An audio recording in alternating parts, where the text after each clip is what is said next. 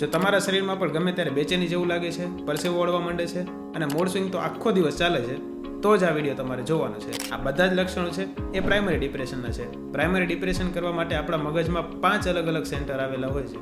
આ 5 સેન્ટર છે એ અલગ અલગ રોગ સાથે જોડાયેલા હોય છે. જેમ કે સિમ્પલ જઠરમાં જ્યારે રોગ આવે છે, એટલે કે ગેસ એસિડિટીવાળા તકલીફવાળા લોકો હોય છે, એમનામાં આવા પ્રાઇમરી ડિપ્રેશનના લક્ષણ છે એ બહુ ઇઝીલી જોવા મળતા હોય છે. એમની સાથે એમને કામમાં રુચિ ન લાગે, કોઈ સાથે બોલવું ન ગમે, એકલામાં રોયા રાખે અને નીંદર ન આવે, આ બધી તકલીફો છે એ પણ જોડાયેલી હોય છે. આવી સેમ તકલીફ છે એ જેમને વારંવાર પેશાબમાં બળતરા થાય છે અથવા તો પેશાબમાં રસી થઈ જાય છે, એમને પણ જોવા મળે છે. જ્યારે મારી પાસે આવા પેશન્ટ આવે છે ત્યારે ઘણી વખત તો એમને જ ખબર નથી હોતી કે એ પ્રાઇમરી ડિપ્રેશનમાંથી સફર થઈ રહ્યા છે.